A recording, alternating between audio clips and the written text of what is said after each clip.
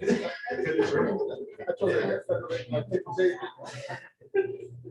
kind of what I was thinking.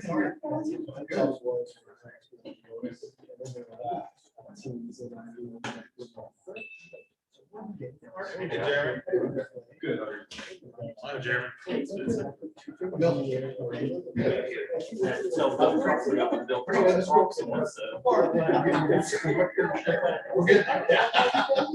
They're comfortable. Joe, Mr. Cost, how are you? lovely, thank you. Just got every cover going here. Yeah. I forgot the solid, Sean and I forgot the solid shirt. We didn't get, we did not get that solid shirt. Solid shirt.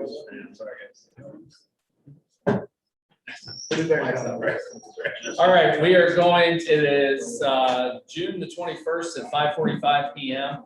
And we're going to call this Finance Committee meeting to order. Present are council members Harris, Blake, Marmy. Sitting in for Lang is Barker, and sitting in for Bob is Labutus. First item on the agenda is a request for appropriation in the amount of $33,550.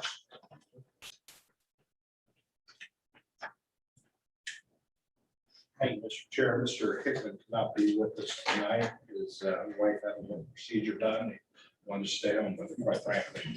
But that's why I'm speaking this. This is a retirement for a firefighter. That's for the appropriation. Motion by Harris, Second.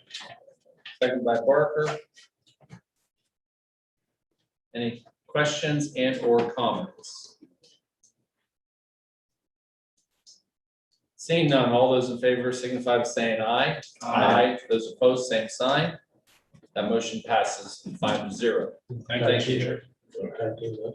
Next item on the agenda is a request for appropriation in the amount of $184,997. Roger couldn't join us too, so it's kind of the David Jeff show, I guess, tonight. Two projects that the water department's doing, the siphon project and the ultraviolet upgrade project out at the wastewater treatment plant. We want to appropriate those monies into appropriate accounts so we can track the spending of those projects. So. Second. Motion by Harris, second by Labutus. Questions and or comments?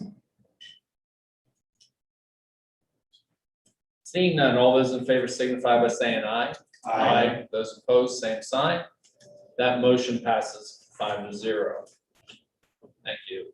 Next item on the agenda is request for appropriation amount of $1,550. Yeah, we had a firefighter that retired or resigned, I guess, a little different, but this is his payout for vacation and termination compensation. Motion. Second. Motion by Barker, second by Labutus. Questions and or comments? Seeing none, all those in favor signify by saying aye. Aye. Those opposed, same sign. That motion passes 5-0. Thank you. Next item on the agenda is a request for appropriation amount of $30,570. Thank you, Mr. Chair. We were in here in front of Personnel Committee, I'm going to say 6 weeks ago, to recreate and change around the old sign fabricator position. And this is just for the funding for the remainder of the year for that position. Motion. Second. Motion by Barker, second by Labutus. Questions and or comments? Seeing none, all those in favor signify by saying aye. Aye. Those opposed, same sign. That motion passes 5-0. Next item on the agenda is a request for appropriation of $540. Yes, this is appropriations for funds we received for prepaid purchase of Narcan. Motion. Second. Motion by Barker, second by Labutus. Questions and or comments? Seeing none, all those in favor signify by saying aye. Aye. Those opposed, same sign. That motion passes 5-0. Next item on the agenda is a request for appropriation in the amount of $503,600. Yeah, this is a request of the license plate permissive tax funds. Of course, the county has those, and the engineer requests them from him. And it is used for the city's share of engineering on some ODOT projects we've got going, including the Thornwood Crossing Bridge. Motion. Second. Motion by Barker, second by Harris. Questions and or comments? Seeing none, all those in favor signify by saying aye.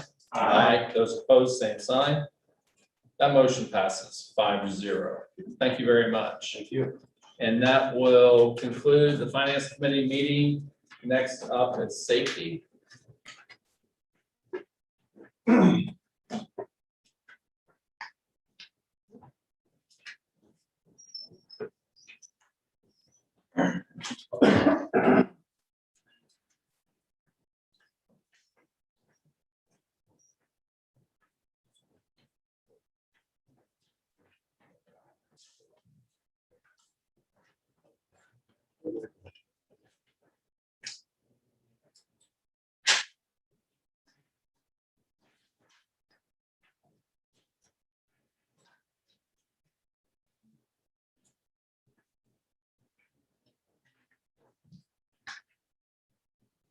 All right, I'd like to call the safety committee to order. Present are council members, are myself, Mr. Ramirez, Mr. Barker, Mr. Blake, Mr. Fennell, and Mr. Rath.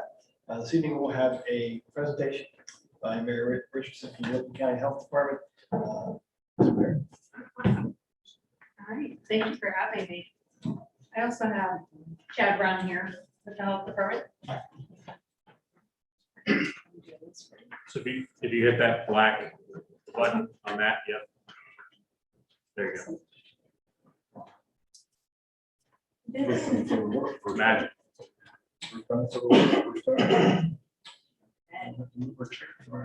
All right, so tonight I'm going to talk to you about what point of sale is. Some of you may be familiar with it, but I'm just going to go a little bit more into detail. So what is point of sale? It is when you're walking up to a retailer, it's the signage that you see on the outside windows. You can see it on the fencing, the doorway when you're walking in, or the windows. You can actually even see it if you're pumping gas, as well as walking up to pay at these retailers. Specifically, when we talk about tobacco, the tobacco industry spends a lot of money at the point of sale. When the master settlement agreement happened back in 1998, it really restricted marketing and advertising on TV, billboards, radio, but it actually left the retailer environment untouched. And tobacco companies have really capitalized on this. So the amount that they are spending, I'll go into detail in a little bit about actually how much, but what they spend it on is they spend it on things like price discounts for retailers and wholesalers. They actually spend it on promotional allowances. They have money that they spend on signs or shelving units that go inside these retailers. If you remember back when Joe Camel was around, that was one of the displays that they would put inside stores. And then they also spend that money on coupons, however you want to say that. So here is actually a breakdown of how much of their $8 billion is spent. So if you look at cigarettes and smokeless tobacco, they spend about $8 billion a year on ads and marketing in the retail environment in the United States. So when you actually look at the breakdown, it doesn't say, but here on cigarettes for point of sale, so that's those ads that you see on the windows in the stores, on the gas station pumps, it's about $7.5 billion a year. And then all their other types of advertising, that's in like magazines, sending out mailers, that's like 161,000. So there's quite a difference. Obviously the point of sale for smokeless, it's not nearly as high either. It's about $500,000 or so. So what does this actually get these tobacco companies? It gets them brand recognition, so people are recognizing those brands. Brand preference, so there's studies done on the type of advertising that are in these retailers and what perception for brands or brand preference there is. Tobacco product cravings and unplanned purchases, so I think we all have those regardless if it's tobacco or not. We have those impulse buys that we didn't plan because it was on sale and it was 2 for $1 or whatever it was. Fewer successful quit attempts. So if somebody's in the maintenance stage of change, it's going to be harder for them to quit if it's in their face constantly. Perceived norms of higher smoking prevalence than there actually is, as well as increased initiation and continuation of tobacco use, especially by youth. When they perceive it as something that's always going on, it's always out there and available. And youth are at an increased risk of seeing those ads and not really thinking about them like adults. We've kind of been around this for a long time. We've seen it change quite a bit just since I was a kid. That's when, you know, you used to go to get cigarettes out of a vending machine. Kids today won't know that because they don't see it. And then evidence suggests that tobacco ads at the point of sale may be more prevalent in stores that adolescents shop at frequently. So they're exposed to this at a higher rate. So I just wanted to talk to you about what strategies I work on through the health department. There's a lot of different things that we work on. And some of that is we work on paid media campaigns, so you may or may not have seen some of our ads, and I'll show you one in a little bit. We also do store audits, and I'll show you a map in a bit about tobacco retailers in Newark and Heath. And we also have done compliance checks, actually really recent, and I'll talk a little bit about that. We build awareness surrounding different topics that we're talking about with tobacco, whether it's point of sale, secondhand smoke exposure, tobacco vaping, since that's obviously a hot item right now, and then cessation and helping people quit. And obviously promoting cessation is important for our community. This is one of our ads that we actually ran. It was given to us by the state health department. And I'm not sure if anybody's seen this, but I'm going to go ahead and play it.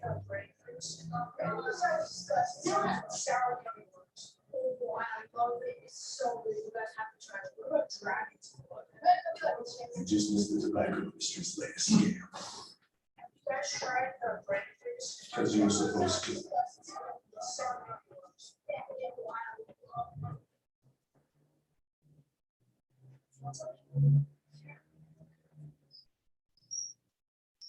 So that ad is, because obviously I'm sure some of you are familiar, vape devices or electronic cigarettes, they come in flavors.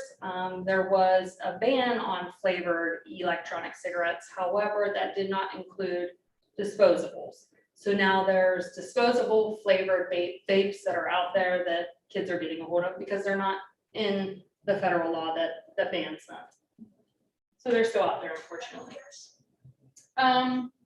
This is actually a map that I created not too long ago for our store audits and our compliance checks. So store audits are actually when we go out into the community and we actually canvass the store, we look at the ads on the window, the ads inside, and we look at different things like how much of the window is covered by these ads. We also look at if there are any ads or tobacco products placed close to candy, or if they're placed close to things that kids would typically go for, like ice cream or some kind of toy, like a Beanie Boo, if you know what those are. So we did those this year. When I actually did those, they also have us look at what the cheapest pack of cigarettes in the community are. And what we found in our area was the cheapest pack was $3.60. 40 of the retailers that we checked out of 43 sold little cigars or little cigarillos, which are very, very inexpensive for somebody to buy. They're under $1. It's like 99 cents. So those are things that we look for when we're doing store audits. That information is actually given to the state health department. And then we just completed our compliance checks last week or the week before, I'm sorry. And we are given a list from the state and they ask us to go out and canvass these stores with an underage buyer. So we worked in conjunction with the sheriff's office. And we felt that it wasn't good to start, I'm sorry, not good to start, but good to find these retailers if they sold to our underage. So if any of you are familiar with the Reward and Reminder Project, that was the path that we kind of chose, where we would go out and send our underage buyer in, and if they were going to sell, the underage buyer would just simply say, hey, I don't have enough money, and we would count that as they would have sold. The plan is to follow up with the retailers that would have sold and just give them a reminder, hey, please be protecting our youth when you are selling these products, and make sure that you're IDing them. That's the best way to go. Out of the 47 compliance checks that we completed in the Newark area, 4 of them would have sold to a minor, or I don't want to say minor, or underage buyer, so somebody that's under 21 years old. The last piece I wanted to talk about was promoting cessation, and cessation is helping those tobacco users to quit. There's really no magic number on how many times it takes someone to quit, because it might take 1 time, it might take 20 times, and that's okay. We want to give people those opportunities to be able to quit as many times as they need. But cessation is an inexpensive and visible way to share information about what services are out there. And we're very fortunate that our hospital system has a free program as well. And we can utilize that in the county. Cessation allows most tobacco users to use quit line services. So the Ohio Tobacco Quit Line, it's been around since maybe the early 2000s, kind of formed as part of the master settlement agreement. And pretty much everybody can use that. There's just a small percentage that can't if they have private insurance. So cessation also creates awareness about cessation services, and it helps increase those quit attempts. Anybody can call and enroll. They're not going to turn you away if you've already used it this year. Obviously, we want to kind of give those individuals that opportunity to quit if they're ready to quit. Creating an awareness of free service for residents who want to quit. It's a reminder to quit and remain quit if they're in that maintenance stage. So if somebody needs that extra help, it's available. It helps to counter all that tobacco advertising that they see. They're not really given that opportunity when they're in that retail environment to see that advertisement. So we do try to promote the quit line other ways. And it can improve the health of our community. When somebody quits, obviously we want them to live those healthy lifestyles and quit smoking, but they need those resources to be able to do that. And then it can help with their financial stability. Obviously, that's, they're going to save some money if they don't smoke or if they don't use tobacco products. And here's my contact information. If anybody has any follow-up questions later, I'd be happy to answer them. Yep. Thank you for your Yes, presentation. thank you. I appreciate that. Are there any questions from the committee? Yes. If you can go back 3 slides.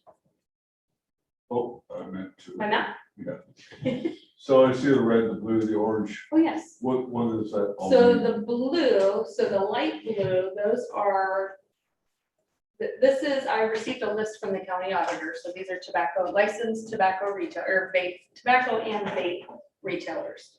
So these are all the ones that are in Newark city limits. So the blue, the light blue, the orange is actually Heath. And then the red, those are actually school buildings. The dark blue, there's just a couple dark blues. Those are actually tobacco retailers that are within 1,000 feet of a school building.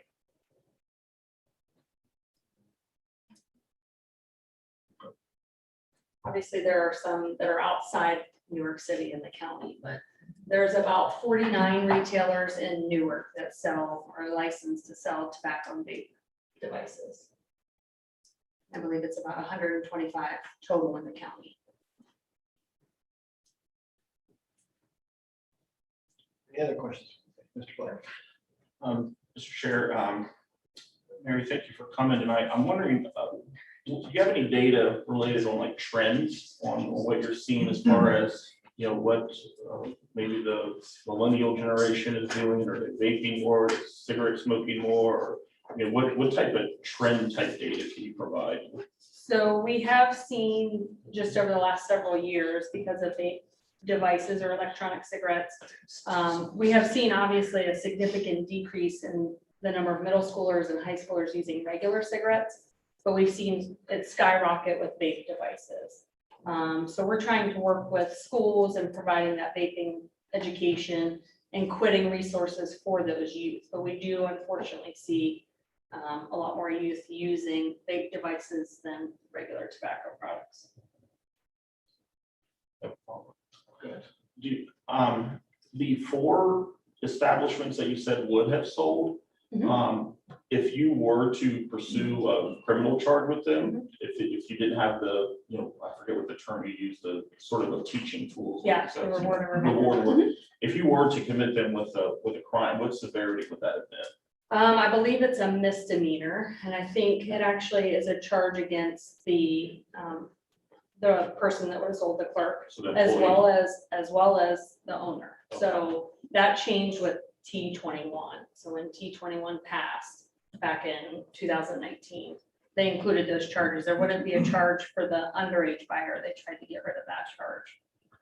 Thank you. And Mr. Rat has a follow-up.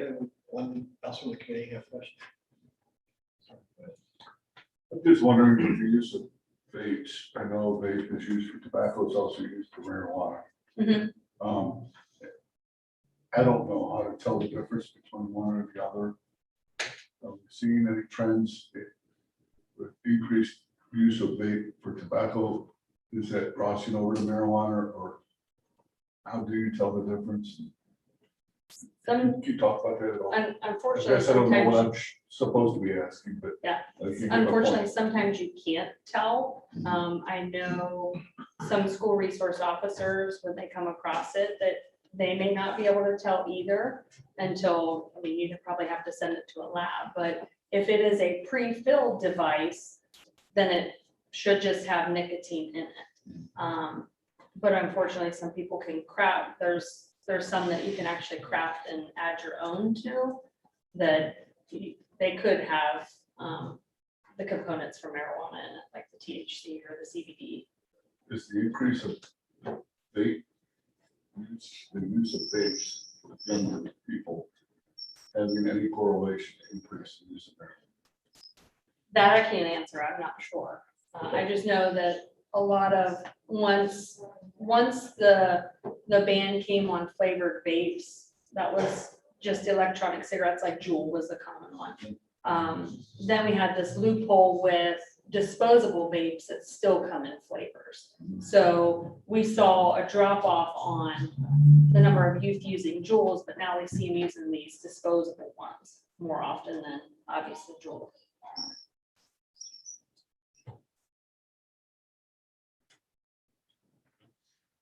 Are there any questions from the audience?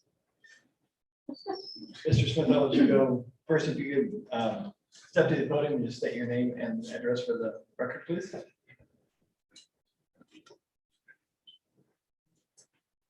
Hi, Stephen Smith, 237 Violet Court, Newark. I saw that you had data on the amount that the tobacco companies were spending on the advertisements. Do you have information on what they're making off the sales of tobacco products and what the cost is to society in terms of health costs and other costs? I don't have how that correlates as far as what they're spending and what they're getting back. As I showed you, a lot of their marketing and advertising is in that retail environment. And then I'm sorry, your second part was? And the cost to society. So part of the master settlement agreement was when a bunch of states sued the tobacco industries and the tobacco companies because of all the damage it was doing and the costs that were coming out of state Medicaid budgets. So that was part of that master settlement agreement was the state saying, we're losing a lot of money, healthcare costs because of tobacco-related illnesses and diseases. So that was part of that master settlement agreement, and it was to push it over to do things like prevention and offer cessation because of all the costs that it was costing our healthcare system. You don't have an updated information. No, but I can definitely get that. Mrs. Boltzmann.